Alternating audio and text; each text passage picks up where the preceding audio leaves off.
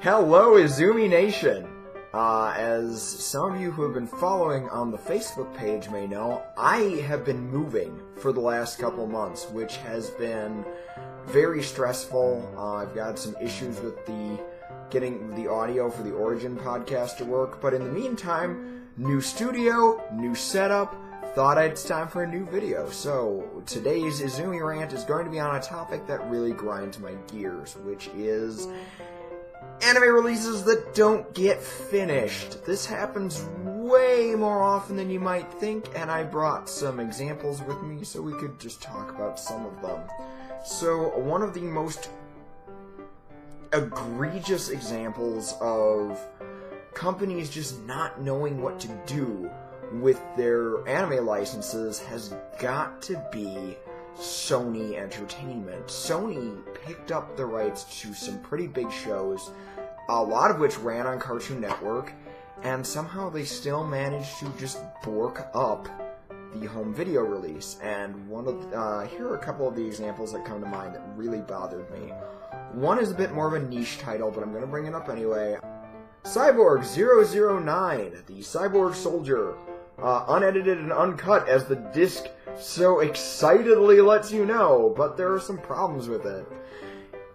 Several problems, actually. I'm not a big fan of the dub of this one, so watching it on Cartoon Network was a little rough on me. I was really excited to watch it in its original Japanese, which I have 8 episodes of.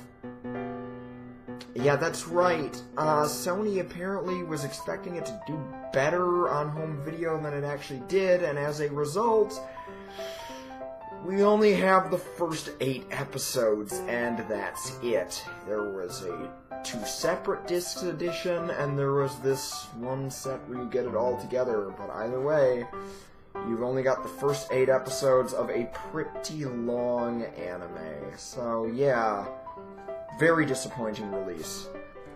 Another one that comes to mind where they just botched it more than I could have imagined is one of my favorite anime from the last few years. Well, it's not really that recent anymore, but one of my favorite anime that ran on the Adult Swim block, and just one of the best reboot sequel things to a kind of weird little short film. I loved Blood Plus, you guys.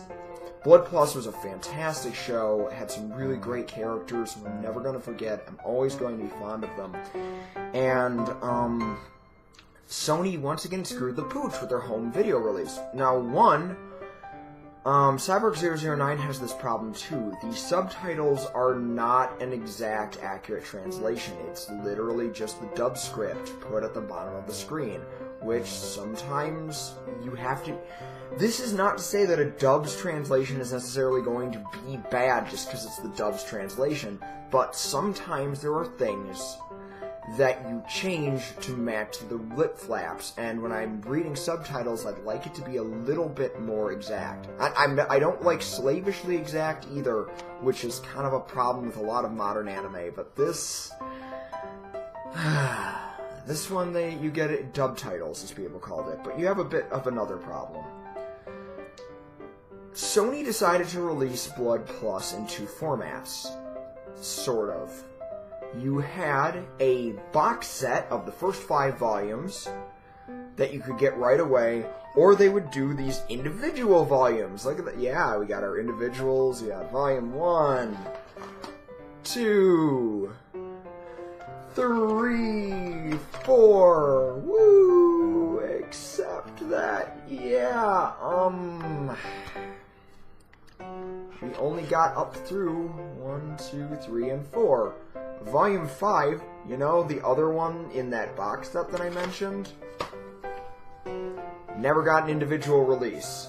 And the rest of the series was released in a big box that I found on clearance for $15 eventually. All of this is out of print, so there's literally no way for me to get that last disc legally anymore. Unless I can find a really good deal on that box set, which I'm just going to pull up a little picture for you guys. Yeah! Look at that! So, let's talk though. I mean, I've talked about some pretty bad home video releases just in terms of not finishing the series, but I think this next one this last one takes the cake as maybe my worst anime home video release ever, and that's saying a lot.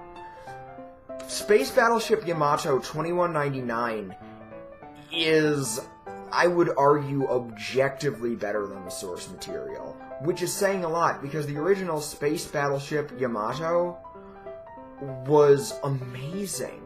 It's one of the best anime that I've ever watched. And to take this and to, do a remake that was better is mind-boggling. But, by God, they did it. Huzzah! Space Battleship Yamato 2199. Wait, what's that? Star Blazers? What is... Some of you, who might not be, old guys like me, might not know what Star Blazers is. Now, Star Blazers, if you're curious, Star Blazers was the name of the American adaptation of Space Battleship Yamato from the early 80s. In a bizarre twist, they decided to market Yamato 2199 as Star Blazers 2199. Because, there are so many active, avid Star Blazers fans in the modern anime community, right, guys? That's not the only mistake, though. These releases were limited print.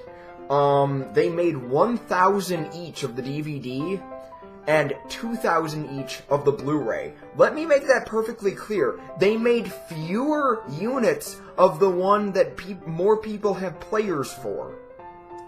Oh, and don't worry, they've sold them at the Japanese price point. So, yeah, you're talking like $40 a disc for the DVD and even more for the Blu-ray. These discs have 4 episodes each, are subtitled only, and have no extras. How do you expect to make anything profitable that way? Now, I owned the entire release that they did, but they only got up to Volume 4. And after several things from their website saying that they have had indefinite delays, and that was more than 2 years ago, and I'm starting to wonder if the company still even exists. That's Voyager Entertainment, the same company that did Star Blazers back in the 80s. I don't have a whole lot of faith that this release is ever getting a proper ending. I found out the Japanese Blu-rays have subtitles. Maybe I'll just import those. I don't know if I hate my wallet that much, though. Who knows? There have been a lot of other weird and bizarre bad home video releases, wrongfully made limited runs, looking at you, Funimation version of the Dragon boxes, and also Funimation and your bizarre fascination with cutting the top and bottom off of the screen on Dragon Ball. Just generally your handling of home videos of Dragon Ball Z comes to mind. But I can't go into all of it today. I'm thinking about making weird and bad home video releases an ongoing series. Would anyone else enjoy that?